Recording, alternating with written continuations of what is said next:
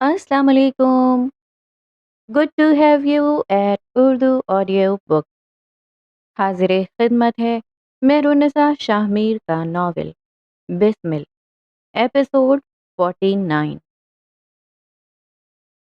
एक कमरे का दरवाज़ा धकेल कर वो अंदर दाखिल हुआ।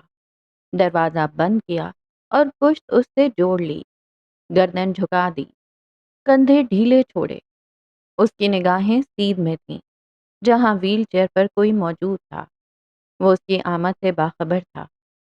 कई लम्हे खामोशी की नजर हुए, कई साहतें चुप खा गई। बहुत देर कर दी अब्दुल्ला, मैं इस वक्त की तैयारी एक अरसे से किए बैठा हूँ। उनकी भारी आवाज कमरे में गूंजी। मेरे लोग मुझे छोड़कर हमेशा किसी और को क्यों चुन लेते हैं? गीले लहजे में शिकवा किया या सवाल? तुम मौका देते हो, हालात ऐसे पैदा करते हो कि तुम्हारे साथ रहकर दम घुटने लगे। लेकिन मरने तो नहीं देता मैं। वो तुर्की बतुर्की बोला। दुश्वारियां कहाँ नहीं होती, इंसानों की सहने की सख्त कम क्यों हो गई है? मौजूदा दौर का इंसान खुद चनास हो गया है। अब कोई तुम्हारे कदमों में बैठकर आसमान नहीं देखना चाहेगा।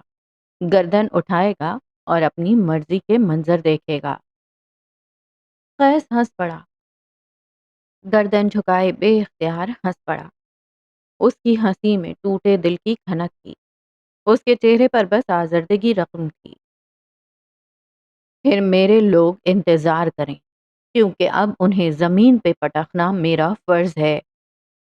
वो कहते हुए लॉक खोलकर बाहर निकलने लगा जब मकसूद ने उसे पुकारा। मैंने अपनी मौत का इंतजार किया है अब्दुल्ला। तुम मुझे यूं ही छोड़कर जाओगे तो मैं एक बार फिर किसी और को चुनूंगा। चुनते रहें, अभी मोहलत है। अभी मेरे दिल में थोड़ा बहुत रहम बाकी है। आपकी सजा में बहुत वक्त है। मेरे इंसान से जानवर बनने का इंतजार करें।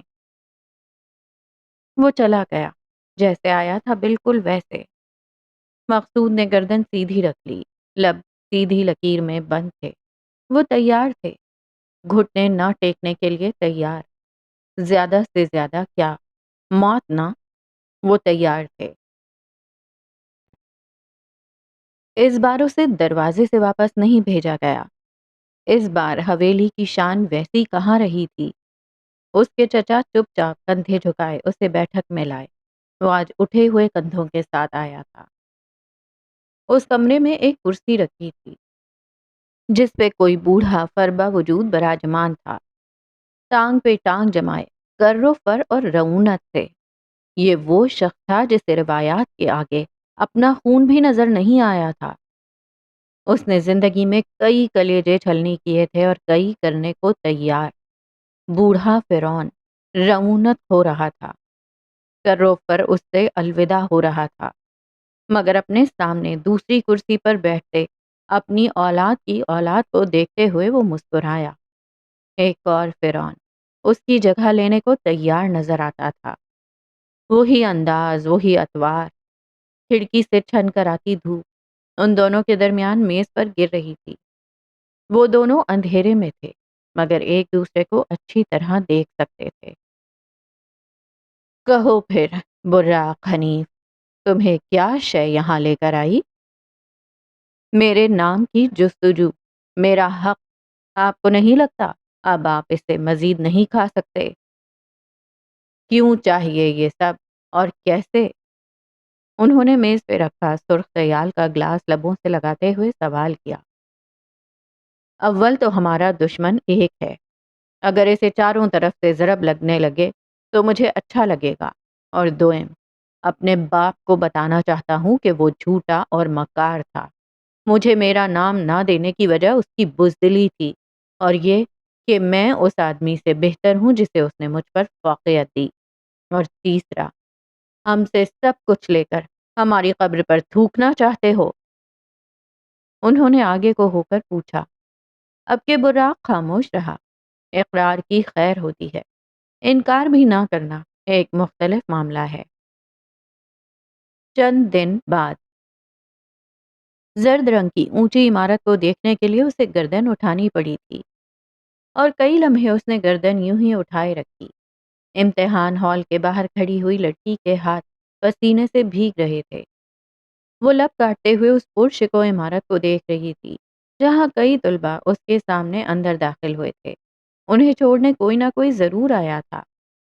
شاید اسے چھوڑنے بھی کوئی آ سکتا تھا مگر وہ نہیں چاہتی تھی۔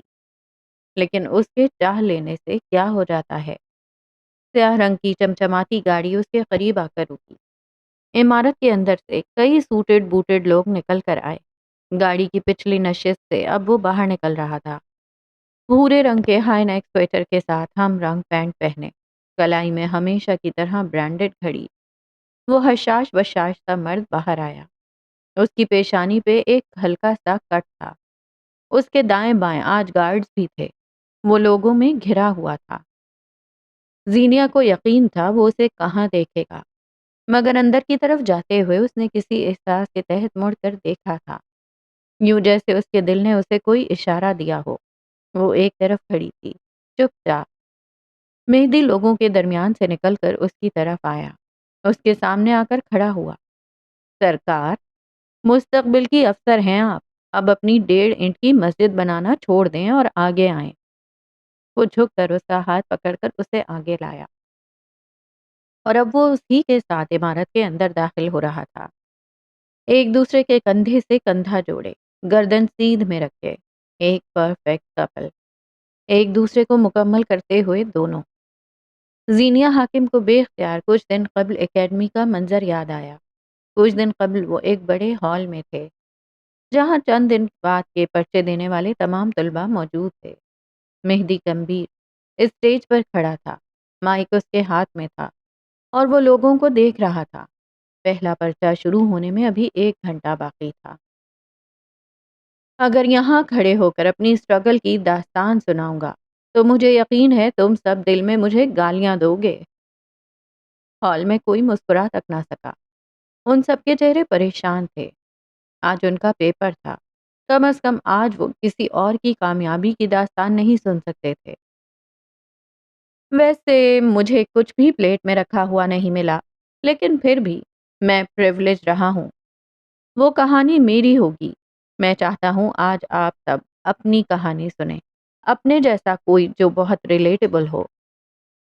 وہ اسٹیج سے اتر کر زینیا کی طرف آ رہا تھا۔ زینیا حاکم جی جان سے لرزی۔ کیا مطلب؟ اوہ نہیں نہیں نہیں، آج تقریر مس حاکم کریں گی۔ مس حاکم نے تو بس زبان کے جوہر دکھانے سیکھے تھے، یہ نیا کام کیسے کرے۔ وہ اس کے قریب آ کر رکا، سب اسے ہی دیکھ رہے تھے۔ زینیا نے تادیبی نظروں سے اسے دیکھا۔ یہ سب کیا ہے؟ میں اسٹیج پہ کھڑے ہو کر تقریریں کرنے والوں میں سے نہیں ہوں۔ وہ دبے دبے انداز میں بولی۔ سرکار، آپ بس اپنی زبان کے جوہر دکھائیے گا، کہیں بات بگڑ گئی تو باقی میں سنبھال لوں گا۔ مہدی، میں اس پوزیشن میں نہیں ہوں، وہ انکار کرنے لگی۔ آج کے بعد سے بہت کچھ بدلنے والا ہے۔ میں جب تک لوگوں سے گھبراتا رہا مجھے کچھ حاصل نہیں ہوا، اور جب میں لوگوں سے فیسینیٹ ہونا شروع ہوا سب بدل گیا۔ وہ اس کے ساتھ والی کرسی پہ بیٹھا۔ لوگوں کو مت دیکھنا، بس مجھے دیکھ کر بولتی رہنا۔ میری آنکھوں میں تمہیں اپنے لیے ستائش ہی دکھے گی، اوکے؟ چاروں ناچار وہ اٹھی۔ اسپاٹ لائٹ کی روشنی اس کی طرف اٹھی۔ خشک ہوتے ہوئے لبوں پر زبان پھرتے ہوئے اسٹیج پہ آئی۔ مہدی ٹانگ پہ ٹانگ چڑھا کر بیٹھے ہوئے اسے دیکھ رہا تھا۔ لوگوں کو طیش تو آیا ہوگا کہ وہ اپنی بجائے کسی اور کو بھیج رہا ہے، لیکن پیسہ اور مقام منہ بند کروانے کی صلاحیت رکھتے ہیں۔ چند پل بعد وہ مائک ہاتھوں میں لیے ہوئے تھی۔ ہاں، مگر وہ مہدی کو نہیں دیکھ رہی تھی، اس کو تو وہ بعد میں سیدھا کرے گی۔ اتنا تو وہ بھی سوچ کر آیا تھا۔ اگر آپ کو لگتا ہے میرے پاس لفظوں کا کوئی ڈھیر ہے تو آپ سب بہت غلط ہیں، بلکہ میرا سانس آپ سب سے زیادہ اٹکا ہوا ہے۔ ہاں، یہ تھی ریلیٹیبل بات۔ نہ میرے پاس کوئی تیاری ہے، نہ کوئی ایسی موٹیویشن جسے میں یہاں کہہ دوں اور آپ سب کا پرچہ بغیر کسی ٹینشن کے حل ہو جائے۔ آہستہ آہستہ اس کا سانس نارمل ہو رہا تھا۔ سب لوگ اس کے جیسے ہی تھے، سب پریشان تھے۔ میں ایک چھوٹے سے علاقے سے آئی ہوں، صوبہ بلوچستان کے شہر گوادر سے۔ ہمارے یہاں تعلیمی رجحان بہت کم ہے۔ جہاں میری باقی کزنس کو سلائی، کڑھائی اور کوکنگ کے شوق تھے، وہیں ان تمام چیزوں کے درمیان میرے اندر ایک شوق کا اضافہ تھا: پڑھائی، کتابیں۔ اس نے مہدی کو دیکھا۔ وہ اسے دیکھتے ہوئے مسکرا رہا تھا۔ کیا کر لے گی؟ زیادہ سے زیادہ بلاک۔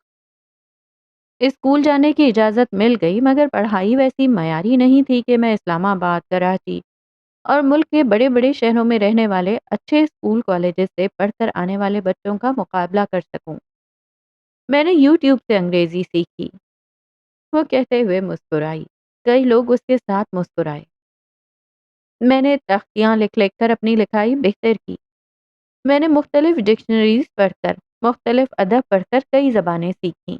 کالج کے ساتھ ساتھ میں مختلف کورسز کرتی رہی۔ کھانے پینے کے پیسے بچا کر میں کتابیں خریدتی تھی۔ کئی کئی گھنٹے پیدل سفر کر کے اکیڈمی اور یونیورسٹی جاتی تھی۔ پھٹے پرانے بستے اور گھس چکے کپڑے پہنتی تھی۔ میں یہ سب کیوں کرتی تھی؟ اس نے مجمع کی طرف دیکھا۔ ہر کوئی اپنے بارے میں سوچ رہا تھا۔ آج وہ وہاں کیوں تھا؟ کیوں چاہیے کامیابی؟ ہر ایک کی اپنی وجہ ہوتی ہے۔ صرف اس لیے کیونکہ میرے پاس چانسز نہیں تھے، میرے پاس واپسی کے راستے نہیں تھے۔ میں ایک عام زندگی گزار کر نہیں مرنا چاہتی تھی۔ یہ سفر میرا سروائیول تھا۔ لوگ میرے خلاف باتیں بناتے تھے۔ میرے خاندان کی لڑکیاں مجھ پہ ہنستی تھیں۔ میری پڑھائی سے لے کر میرے کردار اور پھر میرے ماں باپ کی تربیت تک انگلیاں جاتی تھیں۔ میں سہ رہی تھی اور میں سہ رہی ہوں۔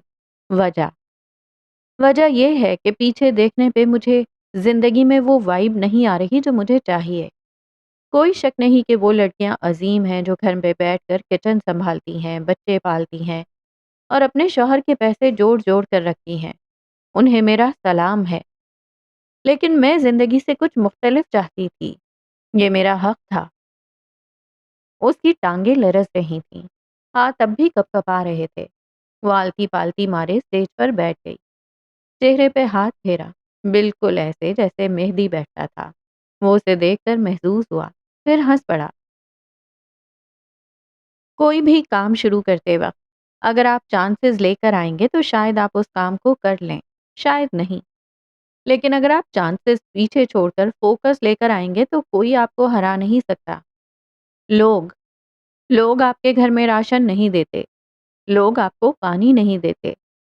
لوگ تب نہیں آتے جب راتوں میں آپ اکیلے اور ڈپریس تھے۔ لوگ تب بھی نہیں آئے جب آپ بھوکے تھے۔ میں نے کئی ماہ ضائع کر دیے کیونکہ میں نے چانس لے لیا تھا۔ میں کہیں نوکری کرنے لگی تھی اور مجھے لگا تھا ٹھیک ہے، اگر CSS نہ بھی ہوا تو وہ نوکری رہے گی۔ کیا تمہیں تمہارے باس نے نکال دیا ہے؟ کسی نے پوچھا۔ زینیا نے بیچارگی سے نفی میں سر ہلایا۔ رہنے جیسا بھی نہیں چھوڑا۔ وہ مسکرائی۔ مہدی ہنسا۔ وہ لمبا قصہ ہے۔ پوائنٹ یہ ہے کہ میرا فوکس لوز ہونے لگا تھا۔ میرے پاس چانس تھا، میں ڈبل مائنڈڈ تھی۔ ڈبل مائنڈڈ انسان کام نہیں کر سکتا۔ کرے گا تو برباد کرے گا۔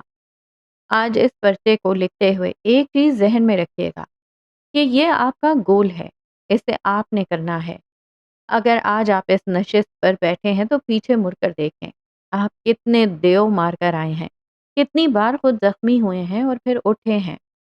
میری تیاری ویسی نہیں ہے، لیکن میں آج فوکسڈ رہوں گی کیونکہ یہ وہ واحد چیز ہے جو مجھے بچا سکتی ہے۔ یہ میرا چانس ہے۔ جو بھی آپ کر رہے ہیں وہ آپ کا چانس ہے۔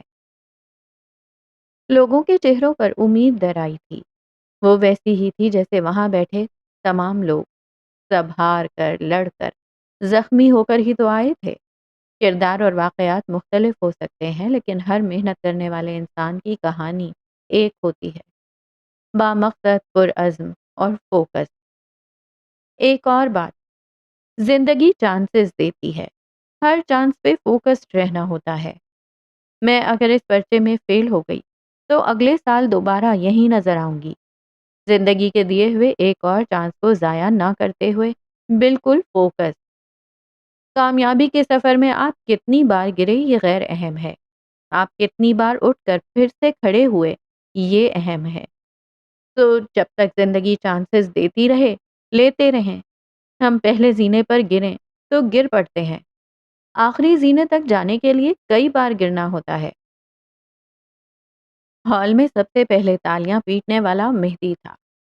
گھر کا مرد ساتھ کھڑا ہو تو عورت گرنے کے بعد بھی اٹھ کھڑی ہوتی ہے، اور اگر وہ ساتھ چھوڑ دے تو کھڑی ہوئی عورت بھی گر جاتی ہے۔ زینیا حاکم کو ایک مرد نے حوصلہ دے کر بھیجا تھا تو دوسرا مرد اس کا ہاتھ پکڑے کھڑا تھا۔ مرد عورت میں کوئی اونچا کوئی کمتر نہیں ہے، دونوں ایک دوسرے کو مکمل کرتے ہیں، ایک دوسرے کا لازمی جز۔ کچھ دیر بعد پرچہ شروع ہو گیا تھا۔ دل کی دھڑکن معمول سے زیادہ رفتار پر تھی، مگر وہ ایک تقریر کچھ اثر چھوڑ گئی تھی۔ زینیا لکھتی گئی، بس لکھتی گئی۔ یہ اس کا چانس تھا، واپسی کہیں نہیں تھی۔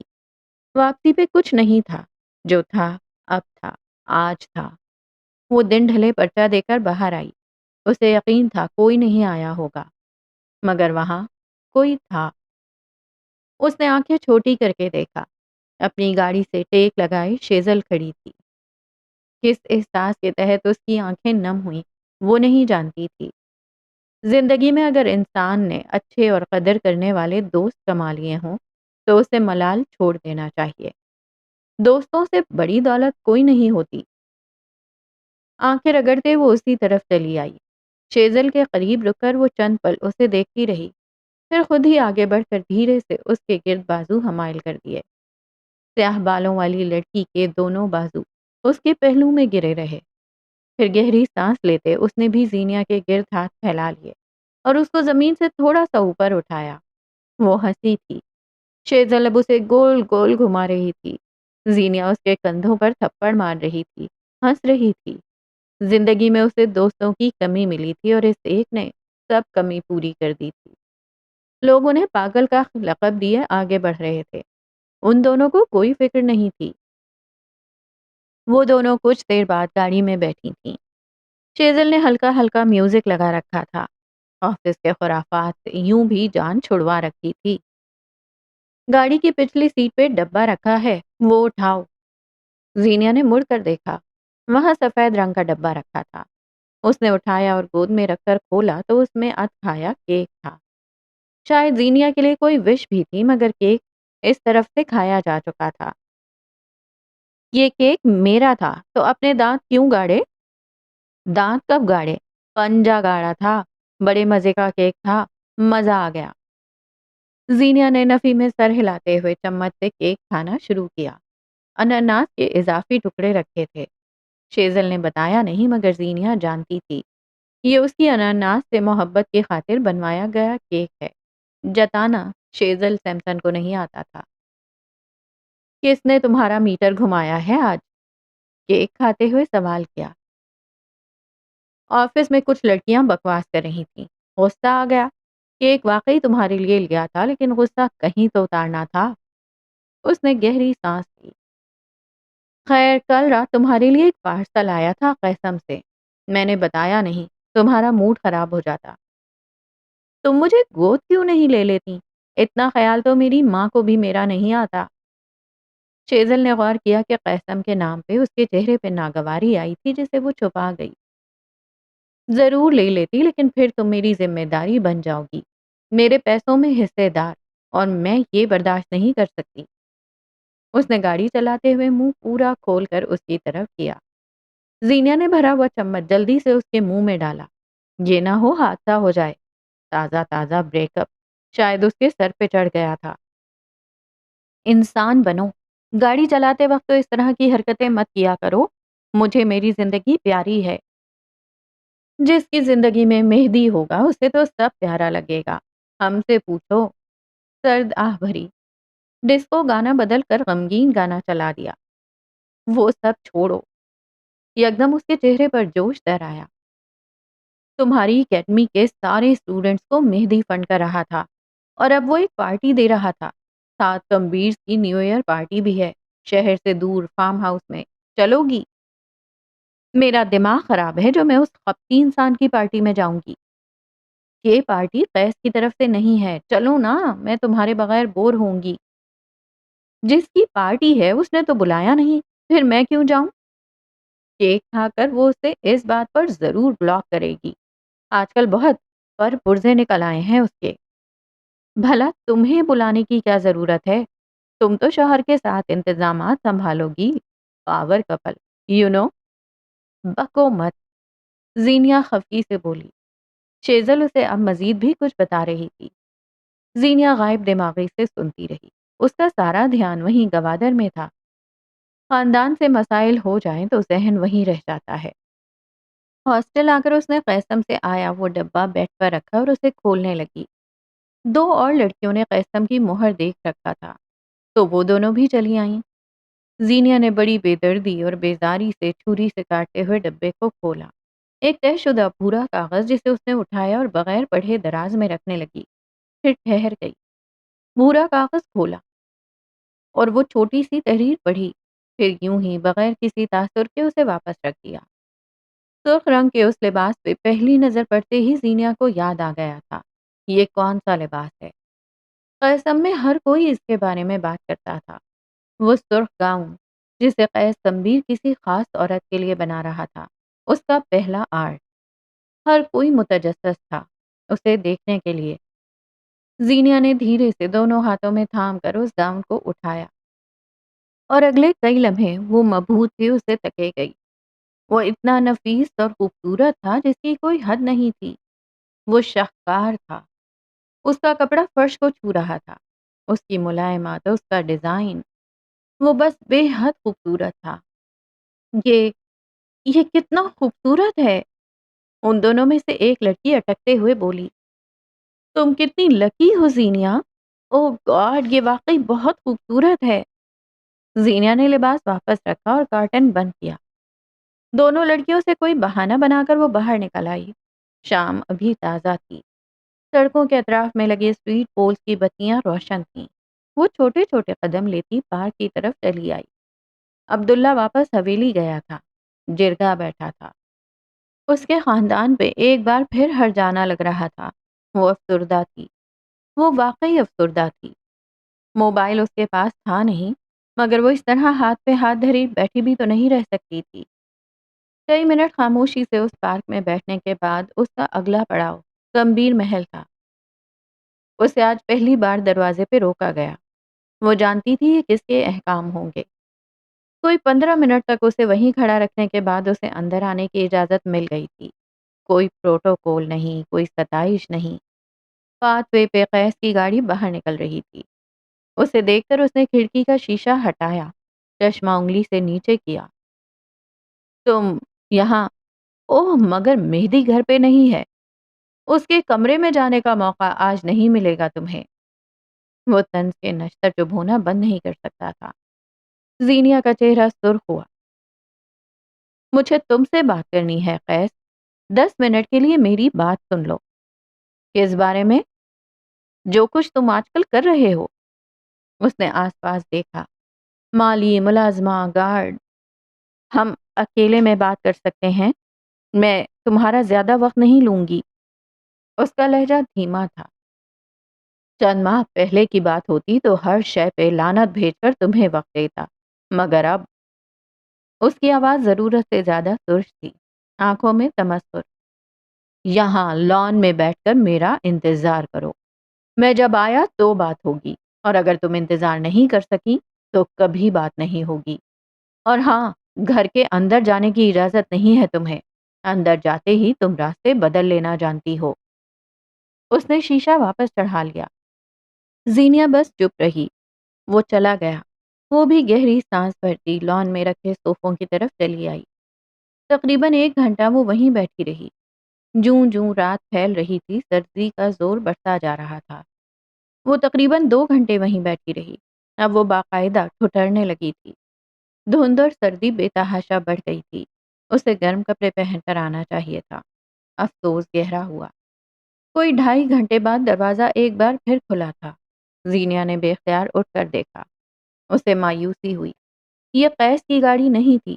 وہ واپس بیٹھ گئی اور ہاتھ آپس میں رگڑنے لگی۔ اس کے ہاتھ پیر باقاعدہ سن ہونے لگے تھے۔ صبح والے لباس میں ملبوس مہدی کمبیر گاڑی سے باہر نکلا۔ وہ آس پاس دیکھے بغیر اندر کی طرف جا رہا تھا اور غیر ارادی نگاہ لان کی جانب اٹھی۔ وہ ٹھٹک کر رکا، چند لمحے متعجب سا اسے دیکھتا رہا۔ وہ زینیا ہی تھی۔ وہ کچھ حیران سا اسی طرف چلا آیا۔ زینیا نے اسے اپنی طرف آتے دیکھا۔ تم یہاں کیا کر رہی ہو؟ وہ اس کے قریب رک کر قدرے تشویش سے بولا۔ میں قیس سے کچھ بات کرنے آئی تھی۔ وہ تھوڑی دیر تک آ جائے گا، اس نے مجھے انتظار کرنے کو کہا ہے۔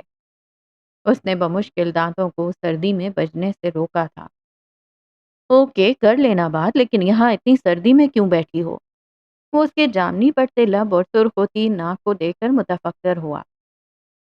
اندر چل کر بیٹھو، تھوڑا انتظار کر لو، آ جائے گا۔ اس نے مجھے یہیں انتظار کرنے کو کہا ہے۔ میں ٹھیک ہوں، آپ جائیں۔ اٹھو اور اندر چلو، میرا دماغ خراب مت کرو۔ وہ گھرکنے کے انداز میں بولا۔ کتنی دیر سے یہاں بیٹھی ہوئی ہو؟ حالت دیکھو اپنی، تم نے کچھ گرم پیا ہے؟ میں اندر نہیں جاؤں گی، اس نے ملازمین کو منع کیا ہے۔ میں کہہ رہی ہوں نا، میں ٹھیک ہوں یہاں، وہ متانت سے بولی۔ مہدی نے جھک کر اس کے ہاتھ کو چھو کر دیکھا۔ وہ یخ تھا۔ وہ اس کی دائیں طرف کرسی کھینچ کر بیٹھا اور ملازمین کو آوازیں دینے لگا۔ میں کہہ رہی ہوں میں بالکل ٹھیک ہوں، آپ کو سمجھ کیوں نہیں آ رہی؟ تم نے قسم لے رکھی ہے کہ مہدی کمبیر بھونکتا رہے گا اور تم نے اس کی ایک نہیں سننی، اس نے سختی سے کہتے ہوئے بیک وقت 3 سے 4 ملازمین کو آواز دی۔ سب بھاگے آئے۔ میرے کمرے میں جاؤ اور کوئی سویٹر لاؤ، اس نے کسی ملازم سے کہا۔ سر، وہ قیس سر نے، وہ ہچکچایا۔ فائرڈ، وہ زینیا کو دیکھتے ہوئے ایک ہی لفظ بولا۔ ریحان، جاؤ تم، دوسرے ملازم سے کہا۔ باس، قیس سر غصہ ہوں۔ فائرڈ۔ مہدی، کیا کر رہے ہیں آپ؟ زینیا کو ہول اٹھے۔ رانیہ، تم جاؤ میرے کمرے سے سویٹر اور باقی گرم کپڑے لاؤ۔ تیسری ملازمہ بغیر کسی چوں چرا کے سر ہلاتی پلٹ گئی۔ تم دونوں اگر دوبارہ کمبیر محل میں نظر آئے تو میں اس امر کو یقینی بناؤں گا کہ اگلی بار تم اس شہر میں نظر نہ آؤ۔ سر، ان کی کوئی غلطی نہیں، وہ دراصل کسی نے صفائی دینے کی کوشش کی۔ فائرڈ، بے لچک انداز میں دہرایا۔ وہ آج کوئی بے حد مختلف انسان لگا تھا۔ سب اپنا سا منہ لے کر چلے گئے۔ آپ پاگل ہو گئے ہیں؟ کتنے لوگوں کو فائر کریں گے آپ؟ آزمانا ہے، آدھے محل کے ملازمین فائر کر سکتا ہوں، کر کے دکھاؤں؟ پورا خاندان خپتی ہے، وہ سلگ کر بولی۔ ان کا کوئی قصور نہیں ہے، میں پچھلے 2.5 گھنٹوں سے یہی ہوں اور بالکل ٹھیک ہوں۔ سردی میں ایسے جوتے پہن کر کون نکلتا ہے؟ وہ اس کے پیروں میں عام سے کولا پوری چپل دیکھ رہا تھا۔ زینیا نے جوتے اتارے اور پیر اوپر صوفے پہ کرنے چاہے، مگر عین اسی پل مہدی اس کے پیروں کے اوپر اپنے پیر رکھ گیا تھا۔ زینیا کے ٹھنڈے یخ پیروں کو حرارت ملی۔ وہ یوں ہی اس کی انگلیوں، پیر کے درمیانی حصے اور پورے پیر کو پریس کرتے ہوئے پیروں کو گرمائش پہنچاتے اس کی آنکھوں میں دیکھ رہا تھا۔ اذیت دے رہا ہے وہ تمہیں، اور تمہاری اذیت سے مجھے اذیت ہوتی ہے۔ تم کب سے اتنی ولنریبل ہو گئی جو دے رہا ہے تم سر جھکا کر لیے جا رہی ہو؟ مجھے بات کرنی ہے اس سے۔ میرے خاندان کے پاس اب مزید زمینیں نہیں رہیں جو وہ میرے لیے لٹاتے رہیں۔ اپنے لیے نہ صحیح، اپنے خاندان کے لیے مجھے یہ برداشت کرنا ہے۔ تمہیں لگتا ہے تم آؤ گی، بات کرو گی اور وہ مان لے گا لیکن شرط رکھے گا۔ ملازمہ سویٹر، شال اور جرابیں لے آئی تھی۔ مہدی نے سویٹر اس کی جانب بڑھایا۔ زینیا نے گہرے سرمئی رنگ کا بیگی سویٹر خاموشی سے پہن لیا۔ شال اوڑھ لی۔ اس نے جرابوں کی طرف ہاتھ بڑھایا۔ مہدی نے ہاتھ سے انہیں میز سے ہٹا دیا۔ یہ فریضہ وہ خود انجام دے گا۔ کیسی شرط؟ وہ پیروں کو حرکت دے رہا تھا، ذرا ذرا سے فاصلے پہ رکھتے ہوئے۔ زینیا نے 1-2 بار پیر کھینچنے کی کوشش کی جسے وہ ناکام بنا گیا۔ جانتی ہو وہ کیا شرط رکھے گا؟ وہ اسے جواب نہ دیتے دیکھ خود بولنے لگا۔ وہ تم سے کہے گا مہدی کمبیر کو چھوڑ دو، تم چھوڑ دو گی؟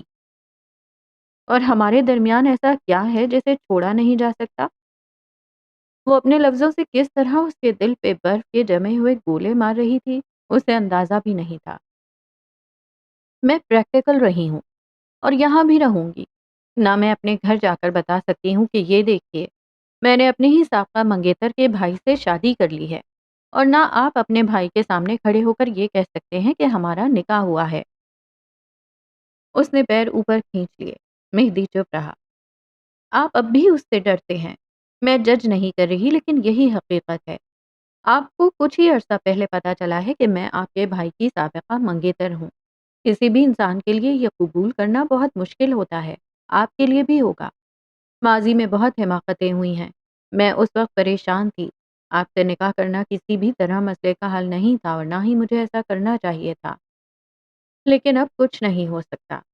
وہ وقت اور وہ فیصلہ سوائے بے وقوفی کے اور کچھ نہیں تھا، لیکن اب واقعی کچھ نہیں ہو سکتا۔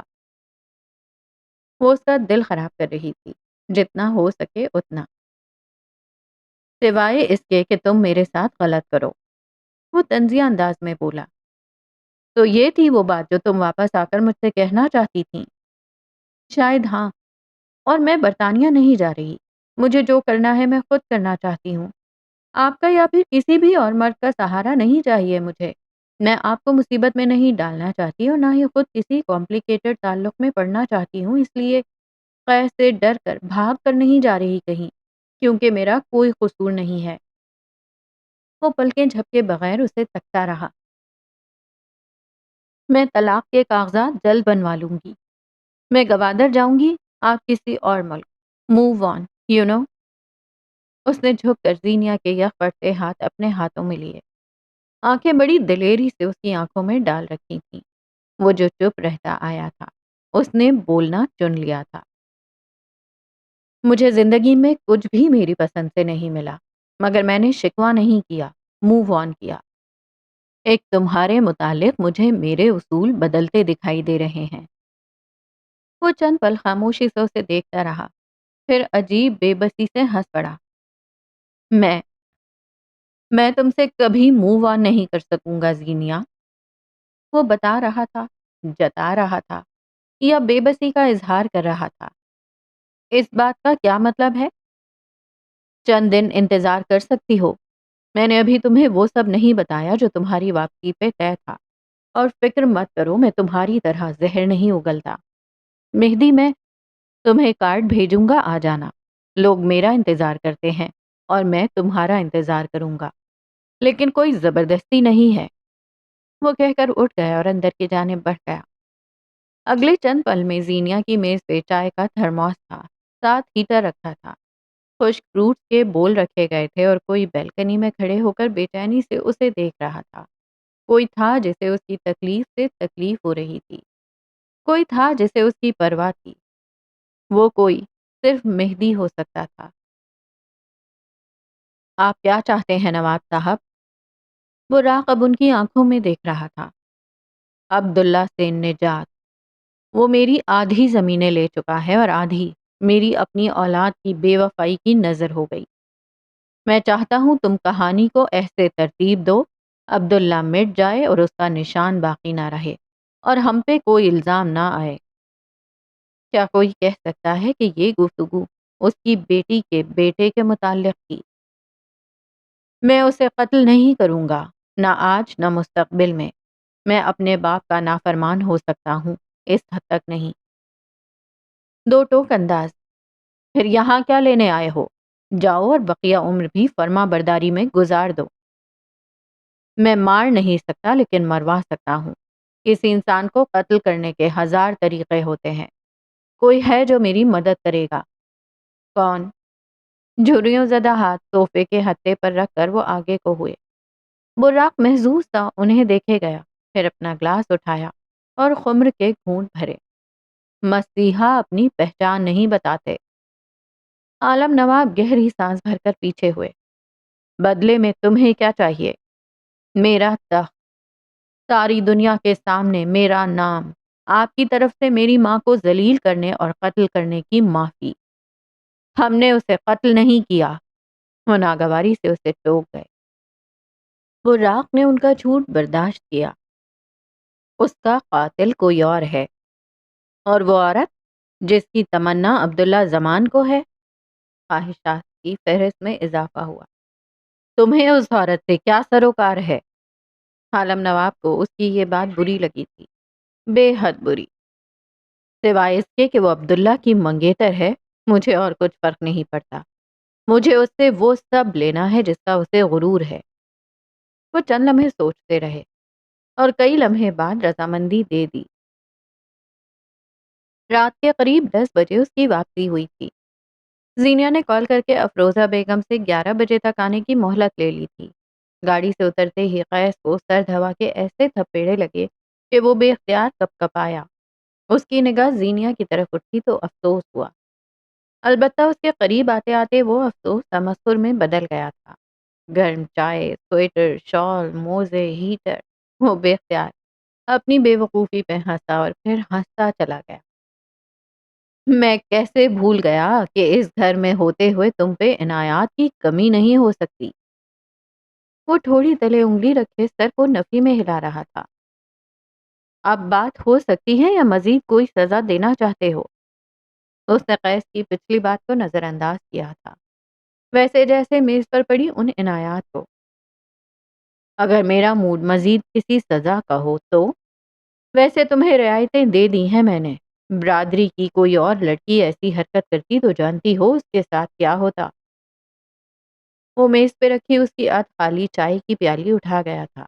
چائے ٹھنڈی تھی اور وہ گرم چائے کا عادی۔ برادری کا کوئی اور مرد بھی اگر تمہاری والی حرکتیں کرتا تو 100 مردوں کی بندوقوں کی نال اس کے سینے کی طرف ہوتی، لیکن تمہارے پاس بہت پیسہ ہے، تمہاری خامیوں کو ڈھک دیتا ہے۔ قیس نے چائے کا گھونٹ بھرا۔ یہ ذائقہ مختلف تھا کیونکہ یہ زینیا کی بچی ہوئی چائے تھی، وہ عورت جس سے قیس کا دل نتھی تھا۔ یہ اچھا ہے، میرے سارے برے کاموں کو میری دولت سے جوڑ دو۔ اپنے بارے میں کیا خیال ہے؟ اس نے مزید 2 گھونٹ بھرے اور اس کے چہرے کو تکا۔ اس کی سرخ پڑتی ناک، جامنی پڑتے ہوئے لب۔ آؤ اندر چل کر بات کرتے ہیں۔ بالآخر اسے ترس آ گیا تھا۔ چند پل بعد وہ دونوں کمبیر محل کے شاہانہ لاؤنج میں تھے۔ قیس سنگل سیٹر پہ تھا اور زینیا 3 سیٹر پہ۔ میز پہ کھانے پینے کی کئی اشیاء رکھی تھیں۔ زینیا نے کسی شے کو چھوا تک نہیں تھا۔ کہو، پھر کیا کہنا چاہتی ہو؟ ایک بازو صوفے پہ پھیلائے دوسرا ہتھے پہ ٹکائے سوال کیا۔ میرے دادا اور چاچوؤں کو تنگ کرنا بند کرو۔ جو زمین باقی ہے اس میں سے اگر تمہارے لیے ہر جانے نکالنے لگ پڑے تو ان کے پاس پیچھے کچھ نہیں رہے گا۔ تم 2 ماہ پہلے ہی ان سے ایک اچھے خاصے رقبے کی زمین لے چکے ہو۔ تمہارے پاس بہت پیسہ ہے عبداللہ، میں جانتی ہوں تم یہ سب ضد میں کر رہے ہو، مت کرو پلیز۔ ٹانگ پہ ٹانگ چڑھائے، دونوں ہاتھ سینے پہ باندھ کر بیٹھے ہوئے مرد نے ہنکارا بھرا۔ یہ انگریزوں کے زمانے کی تکنیک ہوتی تھی۔ جب ان کا کام نہیں نکل پاتا تھا تب انگریز کسی عورت کو بیچ میں ڈال دیتے تھے۔ تم اس حد تک گر جاؤ گی اندازہ نہیں تھا مجھے۔ اس نے زینیا کی مٹھی بھینچتے ہوئے دیکھی۔ اس کا چہرہ سرخ ہوا۔ قیس تنبیر کی آنکھوں میں زخمی تاثر تھا۔ یہی چاہتا تھا وہ، یہی تکلیف تو اسے بھی ملی تھی جب اس نے ان دونوں کو ایک کمرے میں دیکھا تھا۔ انگریز بڑے زیرک تھے، عورت اسی کے پاس بھیجتے تھے جس کا کردار 2 ٹکے کا ہوتا تھا۔ تم اپنے بارے میں ایسا سوچتے ہو؟ آگے کو ہو کر کاٹدار لہجے میں پوچھا۔ یعنی تم مانتی ہو تم ویسی عورت ہو؟ تم مانتے ہو تم 2 ٹکے کا کردار رکھتے ہو؟ وہ اسی کے انداز میں بولی۔ قیس نے چہرے پہ ہاتھ پھیر کر خود کو پرسکون رکھنے کی کوشش کی۔ کس بات کا غرور ہے تمہیں؟ 2 منٹ نہیں لگیں گے اور میں تمہیں خاک کر دوں گا۔ تمہاری کوئی اوقات نہیں ہے میرے آگے۔ اگر ذرا سی نرمی دکھا رہا ہوں تو میرا فائدہ مت اٹھاؤ۔ میرے آگے تم خاک بھی نہیں ہو۔ زینیا اسی بے خوفی سے اسے دیکھ رہی تھی۔ نہ وہ اس سے خوف زدہ تھی نہ مرعوب۔ تم کوئی نرمی نہیں دکھا رہے، تم مار نہیں سکتے مجھے، کیونکہ بے ساکھی کو کوئی ٹھوکر نہیں مارتا۔ میرے گھر والوں کو زج کر کے اپنی طاقت آزما رہے ہو اور میرے ساتھ نرمی محض ایک ڈرامہ ہے تاکہ مجھے یقین آ جائے۔ عبداللہ زمان سے زیادہ محبت تو مجھ سے کوئی کر ہی نہیں سکتا۔ تم مجھے مختلف طریقوں سے توڑ رہے ہو، لیکن ایک بات لکھ لو، آج یا آج سے 1 صدی بعد بھی میں کبھی تمہارے سامنے نہیں جھکوں گی۔ قیس کی رنگت پھیکی پڑی تھی۔ بعض دفعہ وہ شاکی رہ جاتا تھا کہ کوئی اسے اتنے اچھے طریقے سے کیسے پڑھ سکتا تھا۔ جب تمہیں معلوم ہے میں اتنا گرا ہوا انسان ہوں تو میرے پاس کیا لینے آئی ہو؟ میں کیا دے سکتا ہوں تمہیں؟ میں واقعی تمہارے پاس ایک التجا لے کر آئی ہوں۔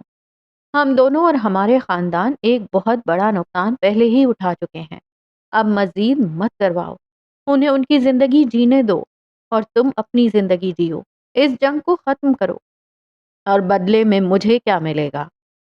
کیا چاہیے تمہیں؟ تم اب بھی ہمیشہ۔ اس نے ڈھیر سارا تھوک نکلا، پھر زینیا کو دیکھا۔ تم نے بہت غلطیاں کی ہیں جن کے لیے میں تمہیں کبھی معاف نہیں کروں گا، لیکن میں تمہیں چھوڑ بھی نہیں سکتا۔ مرضی اور منشا سے تمہیں آنا میرے پاس ہی ہے، نہ آئی تو میں لے کر آنا جانتا ہوں۔ وہ تعصب سے نفی میں سر ہلاتے اٹھ کھڑی ہوئی، بغیر کوئی جواب دیے۔ وہ روبوٹک انداز میں باہر جا رہی تھی۔ یہ آدمی رسائی سے بہت دور تھا۔ میری برداشت مت آزماؤ، جو کہہ رہا ہوں وہ کرو۔ میرے پاس آنا تمہارے اختیار میں نہیں ہے، لیکن میں نرمی دکھا رہا ہوں تاکہ تم میرے پاس اپنی مرضی سے واپس آؤ۔ وہ سختی سے غرایا۔ یہ اس زندگی میں ممکن نہیں ہے۔ میں تمہارے پاس کبھی واپس نہیں آ سکتی۔ اس سے پہلے کہ وہ چوکھٹ پار کرتی، قیس اٹھ کر اس کے پاس گیا اور اس کا بازو پکڑ کر اسے اپنی طرف گھمایا۔ آنکھوں میں قہر تھا اور گرفت آہنی۔ تمہیں نہ نہیں کہہ سکتا میں، یہاں سے خالی ہاتھ بھی نہیں بھیج سکتا میں، اسی بات کا فائدہ اٹھا رہی ہو۔ وہ اسے دروازے کے ساتھ لگائے کھڑا تھا، بازوؤں پہ سختی بے انتہا تھی۔ زینیا کی آنکھوں میں پانی بھرنے لگا۔ وہ گردن اٹھائے اسے دیکھتی رہی۔ یہی بیزاری، یہی کلفت ہوتی تھی مجھے جب تم ہر دفعہ مجھے دھتکار دیتے تھے۔ یہ میرے بازو پہ تمہاری سختی، یہ اثر نہیں کرے گی۔ میں اس سے زیادہ تکلیف جھیل چکی ہوں۔ اس کی آنکھوں سے چند قطرے ٹوٹ کر گرے۔ اسی طرح بالاج نے میرے بازوؤں پہ زور ڈالا تھا۔ اس نے مجھے مارا تھا، میری گردن پہ دونوں ہاتھ رکھ کر میرا گلا دبایا تھا۔ جانتے ہو کیوں؟ قیس نے اس کے بازو چھوڑ دیے اور پیچھے ہوا، بالوں میں ہاتھ پھیر کر خود کو پرسکون کیا۔ اس کی یہ جرأت اس لیے ہوئی کیونکہ تم نے مجھے چھوڑا عبداللہ۔ تم نے دنیا کے سامنے مجھے ذلیل کیا۔ بالاج کو یہ تم نے بتایا کہ اگر ایک مرد مجھے ذلیل کر سکتا ہے تو دوسرا بھی کر سکتا ہے۔ خود پہ آئی ہے تو کاز اور افیکٹ یاد آنے لگے ہیں، اور وہ جو میں نے جھیلا اس کا کیا؟ تم نے مجھے تکلیف دی ہے، اور جو یاد رکھی وہ اپنی تکلیف۔ تم بہت خود غرض ہو، میں نے تم جیسا خود غرض آدمی نہیں دیکھا۔ قیس اثر لیے بغیر آگے آیا اور اس کا بازو دیکھنا چاہا۔ زینیا نے اس کے سینے پہ دھکا دے کر اسے دور ہٹایا تھا۔ میں صرف دیکھ رہا ہوں، جاہل عورتوں والی حرکتیں کیوں کر رہی ہو؟ میں یہاں آنے پہ لعنت بھیجتی ہوں۔ دوبارہ مجھے ہاتھ مت لگانا ورنہ اس لمس پہ لعنت بھیجوں گی۔ وہ لب بھیجتے ہوئے ایک طرف ہوا۔ گھر جاؤ اور اگلے کچھ دن مجھے اپنا چہرہ مت دکھانا، ورنہ دوبارہ کسی مرد پر لعنت بھیجنے جیسی نہیں رہو گی۔ وہ کہہ کر رکا نہیں، لمبے لمبے ڈگ بھرتا وہاں سے چلا گیا۔ زینیا حاکم کے اگلے قدم حزن اور قلق میں ڈوبے تھے۔ وہ کیسے، کہاں، کیوں پھنس گئی تھی؟ 29 دسمبر کی رات اس بھید سے ناواقف تھی کہ 31 دسمبر کی رات اپنے ساتھ کیسا سیاہ باب لانے والی تھی۔ گمبھیر محل میں ان دنوں رونقیں ہوا کرتی تھیں۔ نئے سال کی یہ تقریب کا چرچا کئی دن تک اخبار اور میگزینز میں ہوتا رہتا تھا۔ اس سال یہ تقریب پہلی بار گمبھیر محل کے بجائے سرور فارم ہاؤس میں منعقد کی گئی تھی۔ اداس کر دینے والے ذکر چھوڑ کر اس عالی شان محل کی کئی راہداریاں طے کرتے ہوئے مہدی گمبھیر کے کمرے کی طرف آؤ تو ہلکی نیلی روشنی کے بجائے آج وہ کمرہ سفید رنگ کی روشنیوں میں ڈوبا تھا۔ کمرے کی سیٹنگ میں بہت کچھ بدل گیا تھا سوائے اس بیڈ کے۔ سرمئی رنگ کے ٹی شرٹ اور ٹراؤزر میں ملبوس وہ آج رف سے حلیے میں تھا، شیو ہمیشہ کی طرح بڑھی ہوئی۔ مہدی گمبھیر کے کمرے کا دروازہ کھول کر وہ اندر داخل ہوا تو وہ اسے سامنے ہی شیشے کے سامنے مہدی کھڑا نظر آیا۔ گہری سانس لیتے شانوں سے ہر بوجھ جھٹک کر وہ آگے بڑھایا۔ مہدی نے اسے نہیں دیکھا، حالانکہ وہ اس کی موجودگی سے واقف تھا۔ قیس اس کے عقب میں آ کر کھڑا ہوا اور مہدی کے ہاتھ سے برش لے لیا۔ پھر کندھوں سے تھام کر اس کا رخ اپنی جانب کیا۔ اس کی نگاہوں میں آج نرمی تھی۔ تم 9ویں جماعت میں تھے جب تمہارے کسی کلاس فیلو نے تمہارے سامنے میرے بالوں کا مذاق اڑایا تھا۔ تم مجھ سے لڑے، باقاعدہ اس کا سر پھاڑا، اور اگلے دن میری 1000 پھٹکار کے بعد تم صبح صبح آ کر میرے بال بنانے لگے۔ میں تمہیں ڈانٹ دیتا تھا لیکن تم ڈھیٹ تھے۔ وہ بے حد نرمی سے کہہ رہا تھا۔ مجھے برا لگتا تھا جب کوئی تمہارے بارے میں برا بولتا تھا۔ مجھے اب بھی برا لگتا ہے کیونکہ تم مجھ سے محبت کرتے ہو۔ جن سے محبت ہو ان کے خلاف کہاں کچھ سنا جاتا ہے۔ اس نے مہدی کے بال اچھی طرح سیٹ کیے اور برش واپس رکھا۔ اب وہ اپنی جیب سے کچھ نکال رہا تھا۔ ہم دونوں نے بہت کچھ ساتھ دیکھا ہے، لڑے جھگڑے، مار کھائی، مارا، لیکن ہم الگ نہیں ہوئے مہدی۔ ہم اس بات سے انکار نہیں کر سکتے کہ نفرتیں چاہے جتنی مرضی بڑھ جائیں، ہمارے درمیان محبت ہے اور رہے گی۔ وہ جیب سے نکالے ہوئے ڈائمنڈ کا فلنگس اس کی شرٹ کے کف پہ لگا رہا تھا۔ میں چاہتا ہوں ہم دونوں بھائی سب بھول کر آگے بڑھیں کیونکہ تم میرے بھائی ہو۔ اور مجھے اس کے لیے کیا کرنا ہوگا؟ مہدی کے چہرے پر کوئی جذباتیت نہیں تھی۔ قیس نے مضبوطی سے اس کے کندھوں پر ہاتھ جمائے، اس کی آنکھوں میں دیکھا۔ ہر شے، ہر نفرت دور پرے کی، چاہے وقتی طور پر ہی صحیح۔ زینیہ حاکم پہ دستبرداری دو۔ میں نے اس محل کے لیے اور تمہارے لیے بہت سی قربانیاں دی ہیں، مگر زندگی پہ کچھ حق میرا بھی ہے۔ قربانیوں کا صلہ مانگنے والا بدنسل کتے جیسا ہوتا ہے۔ اس نے ایک جھٹکے سے اپنے کندھے چھڑوائے۔ کسی قسم کی مروت دکھانا آج اس کے بس میں نہیں تھا۔ یہ وہی آدمی تھا جو اس کی بیوی کو تکلیف دے رہا تھا۔ جہاں بات زینیہ حاکم کی آ جائے، وہاں مہدی ہر تعلق رد کر سکتا ہے۔ قیس کی نظروں کی نرمی میں مگر کوئی فرق نہیں آیا۔ تم مجھے بد نسل اور خود کو اعلیٰ ظرف سمجھ کر اسے میرے لیے چھوڑ دو۔ مہدی بس اسے دیکھ کر رہ گیا۔ میں اس کے ساتھ نئی شروعات کرنا چاہتا ہوں، لیکن وہ ضدی عورت ہے اور کل میں اس کی ضد توڑ دوں گا۔ وہ جو چاہے گی میں کروں گا، لیکن وہ میرے پاس نہیں آئے گی۔ آخری الفاظ کہتے ہوئے اس کے لہجے میں بے بسی تھی۔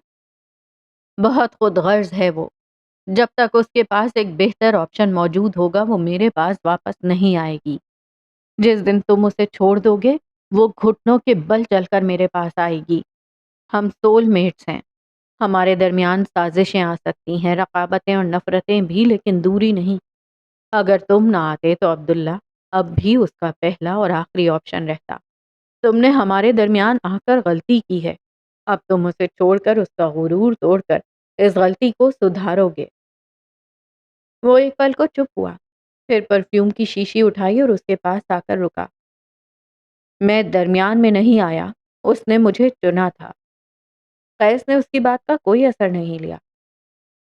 میں ایک جہنم جیسی زندگی گزار کر مر جاؤں گا اور مرنے کے بعد ایک اور جہنم میری منتظر ہوگی۔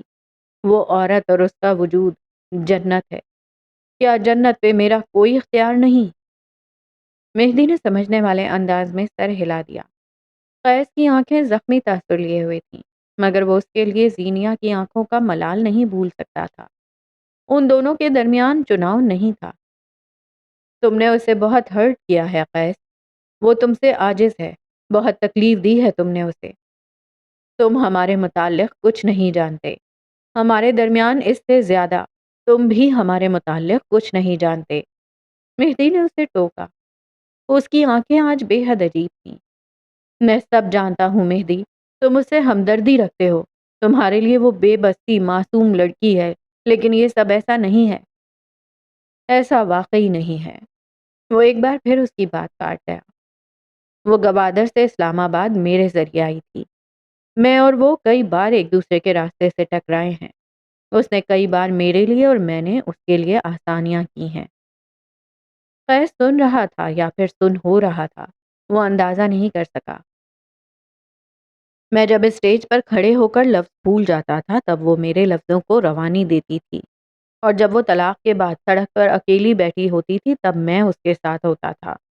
اسلام آباد کی ہر سڑک ہماری شناسا ہے، یہاں کے پہاڑ ہمارے قریبی ہیں، ہم دونوں ایک دوسرے سے واقف ہیں۔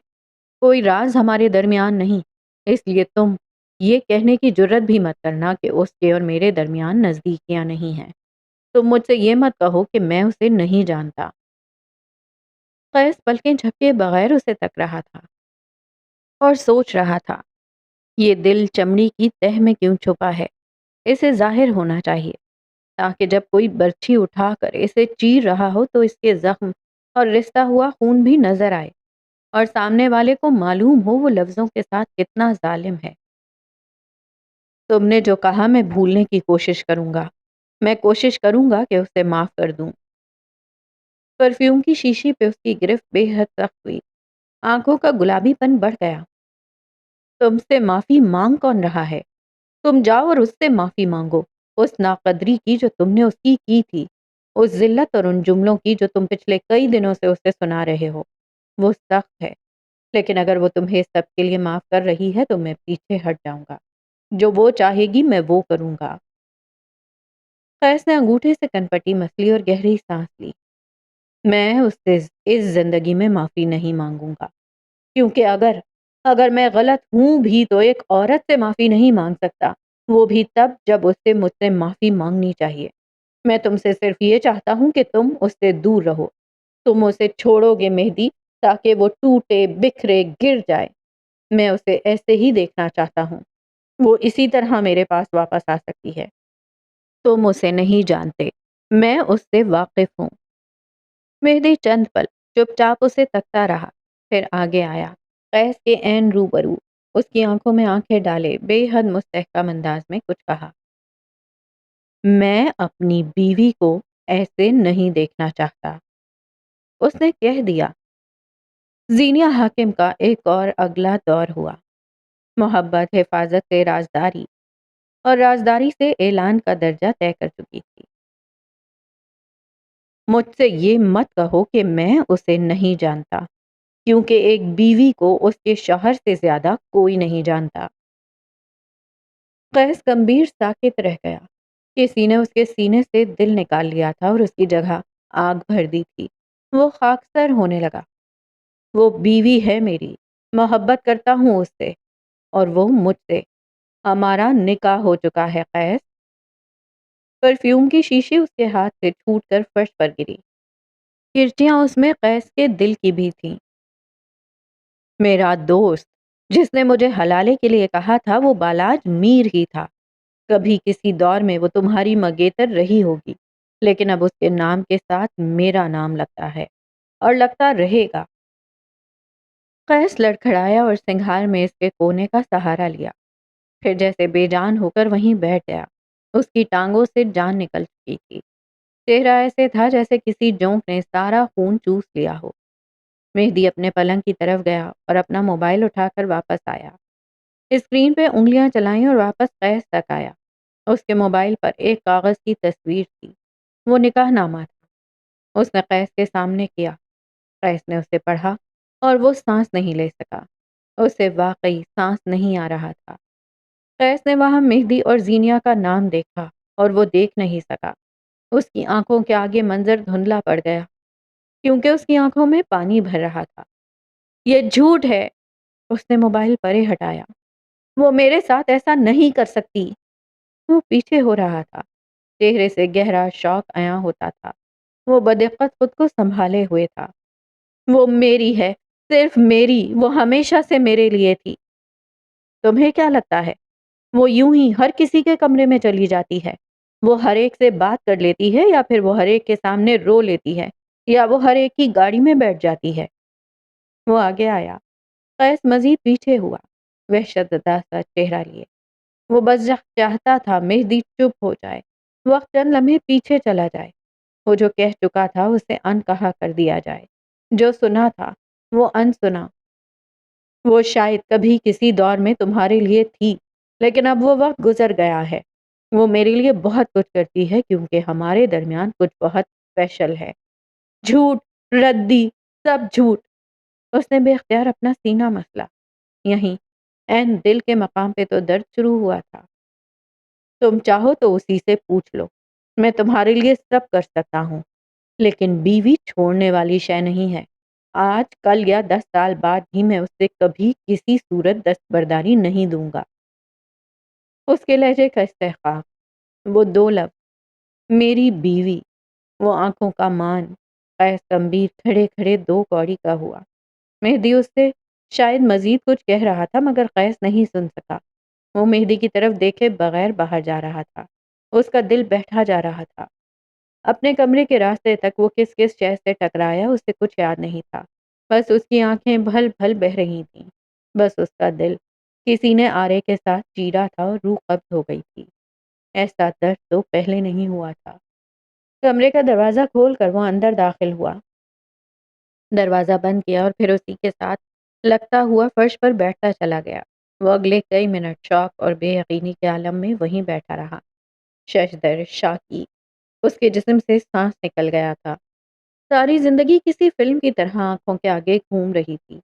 وہ زینیا سے پہلی ملاقات، وہ محبت کی نظر، وہ اس کے ہاتھ پکڑ کر آفس میں بیٹھی تھی، وہ اسے چاکلیٹ بار تھما رہی تھی، وہ اس کے بال بکھیر رہی تھی۔ سمندر کی لہروں کے سامنے وہ اس کے سنائے لطیفوں پہ ہنس رہا تھا۔ کوئی تقریب تھی شاید اور وہ اس کے کان کے پاس جھک کر کچھ کہہ رہی تھی۔ قیس ہنس رہا تھا۔ وہ کیفے میں اس کے سامنے میز پر سر رکھے سو رہی تھی۔ وہ اسے دیکھ رہا تھا اور اب حال میں اس پہر دروازے کے ساتھ سر جوڑے وہ رو رہا تھا۔ بہت بری طرح رو رہا تھا۔